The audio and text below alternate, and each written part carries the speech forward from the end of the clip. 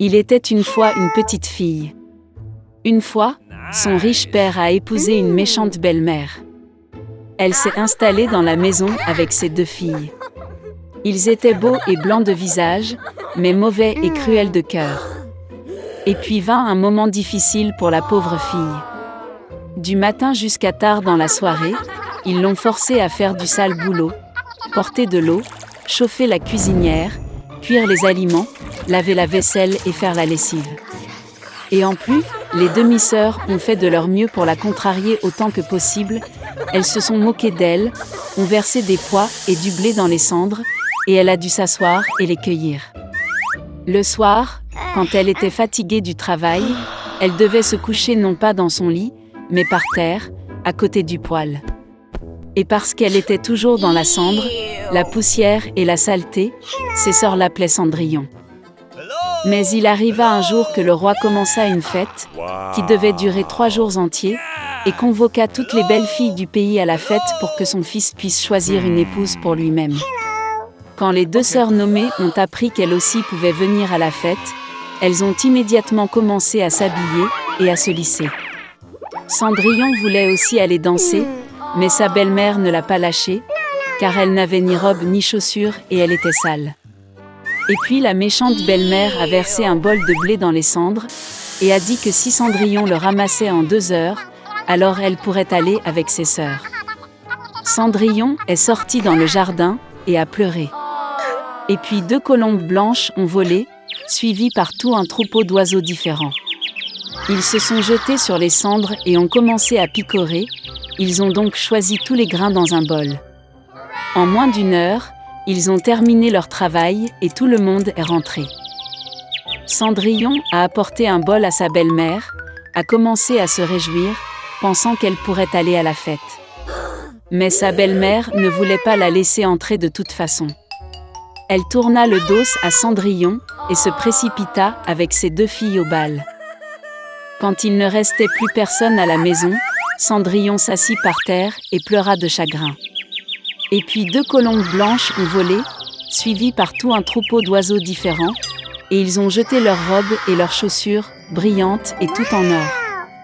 Elle a rapidement mis cette robe et est venue vers la mariée. Ils ont vu ses demi-sœurs et sa belle-mère et ont pensé que ce devait être une étrange princesse. Elle était si belle dans sa robe dorée. Il ne leur est jamais venu à l'esprit que c'était Cendrillon. Le prince est venu à sa rencontre, lui a pris la main, et ils ont commencé à danser.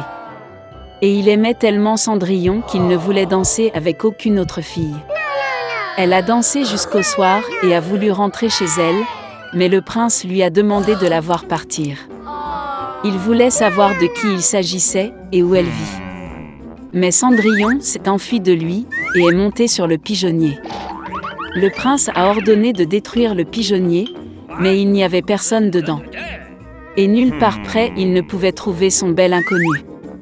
Personne n'aurait pu deviner que Cendrillon a été sauvée par des pigeons qui l'ont ramenée chez elle. Le prince était bouleversé et alla au palais la tête baissée. Et soudain, il a vu une chaussure, l'a soulevée, elle était si petite et élégante et tout d'or pur.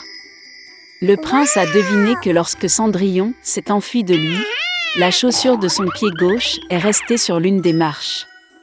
Le prince était ravi et a ordonné de trouver la maîtresse de cette chaussure, et à qui elle convient, il épousera celle-là. Les parents sont revenus du bal, ils ont vu que Cendrillon dormait dans sa chemise sur la cendre, et une faible lumière était allumée près du poêle. Les 2 sœurs sont allées dans leur chambre, espérant que demain, elles seraient les plus chanceuses à enfiler la pantoufle d'or. Le lendemain, le prince est venu chez eux et a dit que tous ceux qui voulaient essayer la chaussure de sa future épouse devraient sortir. 2 sœurs sont sorties et la belle-mère a enfermé Cendrillon dans la maison et ne l'a pas laissé sortir. La sœur aînée l'a essayé, une petite chaussure. La petite sœur l'a essayé, la chaussure est géniale. Le prince était sur le point de partir, mais Cendrillon sortit par la fenêtre et courut vers lui. Et elle a mis une chaussure, et ça lui allait. Le prince la regarda dans les yeux et reconnut en elle la très belle fille avec qui il dansait. Il a pris Cendrillon, l'a mise sur un cheval, et est parti jouer un mariage avec elle. Et il a ordonné aux sœurs et à la belle-mère d'être enfermées dans leur maison, et de ne jamais les laisser sortir de là. C'est ainsi qu'ils ont été punis pour leur malice et leur tromperie. Il y a longtemps, un meunier gardait un âne. Pendant de nombreuses années, l'âne a travaillé dur et a été une aide indispensable pour le meunier. Mais les années passèrent et l'âne devint vieux et faible. Il ne pouvait plus travailler au moulin et le propriétaire n'avait pas les moyens de nourrir l'animal. Alors, après une petite réflexion, le meunier a emmené l'âne dans le champ et l'a laissé. L'âne a trébuché sur place pendant un long moment, ne sachant que faire. Soudain, il décida d'aller dans la glorieuse ville de Brême pour devenir musicien de rue et gagner sa vie en jouant de la guitare. La route de la ville emmena l'âne dans la forêt. Pendant longtemps, il s'est frayé un chemin à travers les arbres jusqu'à ce qu'il rencontre un chien triste allongé sur l'herbe. Elle avait parcouru un long chemin, et maintenant elle tombait épuisée par la route. L'âne a salué le chien et lui a demandé pourquoi elle était triste. Ensuite, le chien a dit qu'il était un grand chasseur et que pas une seule proie ne pouvait s'échapper. Mais maintenant, il a vieilli et ne peut plus chasser le gibier. Par conséquent, le propriétaire l'a chassé.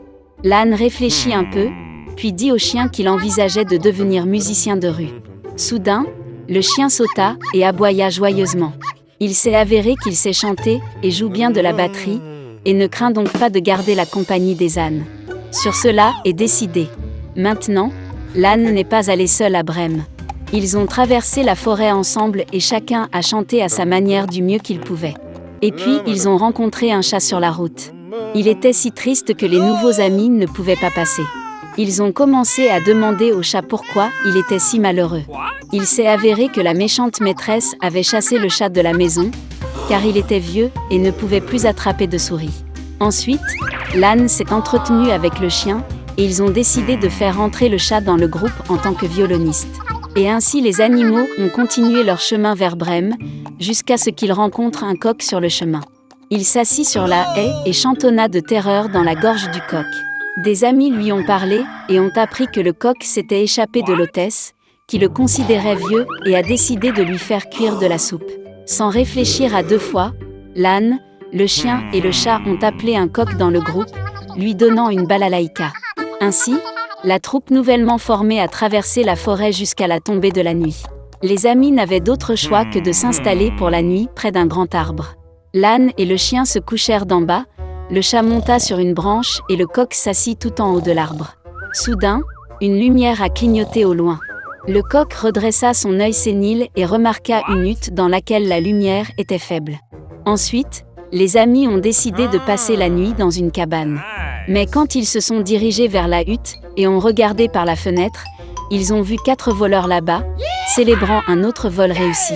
Déjà assez affamés, les musiciens ont décidé de chasser les bandits de leur antre. Et maintenant, un plan a mûri dans l'esprit des amis.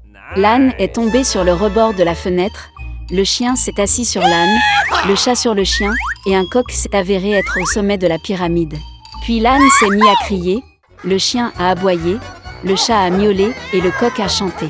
Effrayés par l'apparition soudaine du monstre, les voleurs ont couru hors de la hutte de peur. Et des amis se sont installés joyeusement dans la cabane. Ils mangèrent la nourriture des voleurs et se couchèrent tranquillement. Cependant, les bandits ne voulaient pas supporter le fait que leur repère ait été repris. Et puis, ils ont envoyé l'un des voleurs enquêter. Sous le couvert de la nuit, il entra dans la cabane, mais dans l'obscurité, il ne remarqua pas le chat et marcha dessus.